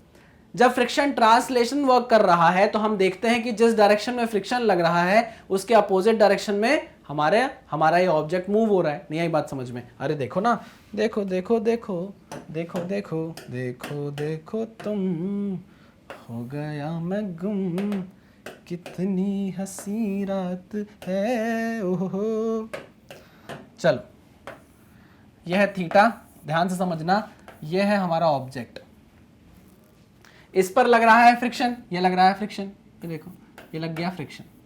लेकिन इसका डिस्प्लेसमेंट किधर हो रहा है, इसका डिस्प्लेसमेंट हो रहा है इस डायरेक्शन में। देखो इसका अगर आप लीनियर डिस्प्लेसमेंट देखोगे तो वो इस डायरेक्शन में हो रहा है, तो फोर्स के अपोजिट डायरेक्शन में डिस्प्लेसमेंट है, तो मैं ये बोल सकता हूं work done by friction in translation motion. Translation motion में जो फ्रिक्शन का वर्क है वो नेगेटिव होने वाला है। क्या होने वाला है, नेगेटिव होने वाला है। दूसरी बात, ये यहाँ पर टॉर्क लगा के इसमें रोटेशन भी ला रहा है कि नहीं, तो हम बोल सकते हैं work done by friction that is in rotation is equal to positive work. क्यों, क्योंकि जिस डायरेक्शन में फोर्स लग रहा है उसी डायरेक्शन में रोटेशन हो रहा है। इस डायरेक्शन में फोर्स लग रहा है, इसी डायरेक्शन में रोटेशन हो रहा है, ठीक है, तो ये पॉजिटिव वर्क हुआ। तो हम बोल सकते हैं total work done by friction is work done by friction in translation motion plus work done by friction in rotation motion.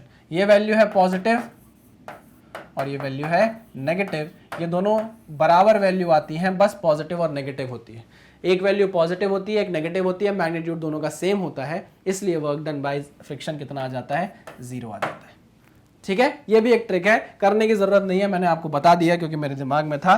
तो इतनी बातें आपको समझ में आ गई कि कंजर्वेशन ऑफ मैकेनिकल एनर्जी भी कैसे लगनी है। ठीक है, पक्का।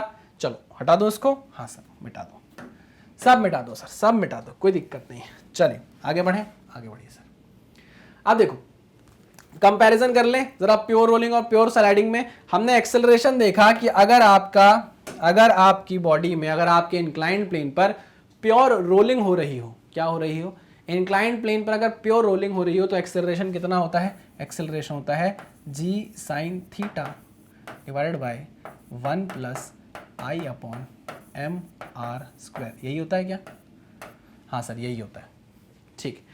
और अगर प्योर स्लाइडिंग हो रही हो, तो भाई प्योर स्लाइडिंग कब होती है, जब आपका सरफेस कैसा हो, स्मूथ सरफेस हो, है ना, और स्मूथ सरफेस पे एक्सेलरेशन कितना निकल कर आता है, g sin थीटा, मैक्सिमम होता है ना, ये a मैक्स होता है, याद रखना, g sin थीटा के बराबर।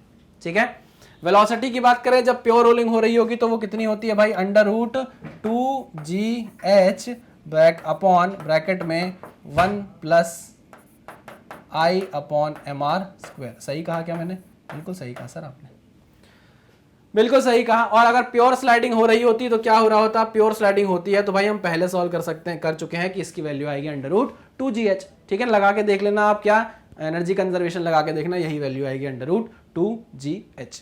ठीक है, चलिए आगे बढ़ते हैं।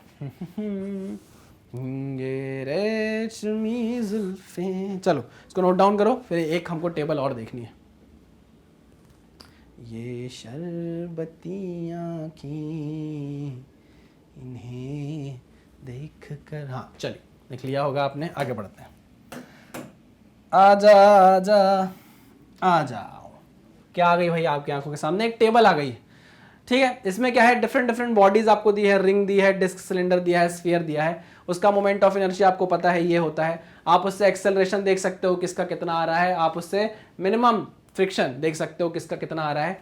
ठीक है, सारी चीजें आपको म्यू मिनिमम पता चल जाएगी, आपको मिनिमम फ्रिक्शन फोर्स पता चल जाएगा, ये सारी चीजें आपको इससे पता चल जाएंगी। ये टेबल है जो मैंने आपको प्रोवाइड करा दिया। याद करना है तो ठीक है, याद करने की वैसे कोई जरूरत नहीं है, आप सीधे सीधे क्या याद करो, फॉर्मूला याद करो, क्वेश्चन में जो चीज पूछी जाएगी उसकी वैल्यू पुट करना, ये सारी चीजें आपके सामने आ जाएंगी, कोई बड़ी बारी चीज नहीं है। ठीक है, पक्का, हाँ sir, clear clear clear clear, चलो क्लियर सर, इसको भी कर दें भाई। नेक्स्ट स्लाइड में चले, नेक्स्ट, चलो अब क्वेश्चन आ गया भाई हमारे सामने, है ना, तो क्वेश्चन हम करेंगे नेक्स्ट लेक्चर में। इस लेक्चर को हम यहीं पर छोड़ देते हैं, क्यों, क्योंकि हमारा लेक्चर बहुत ज़्यादा लंबा हो रहा है ना, बहुत ज़्यादा बड़ा लेक्चर हो जाता है तो बोरिंग हो जाता है, मन नहीं करता है, तो हमने कंसेप्ट इस लेक्चर में समझ लिए हैं। ठीक है भाई, चलिए भैया नेक्स्ट स्लाइड क्या है हमने देख लिया था, तो हम खत्म करते हैं भाई इस लेक्चर को। मिलते हैं नेक्स्ट लेक्चर में, तब तक सावधान रहिए, सतर्क रहिए, पढ़ते रहिए। Thank you very much.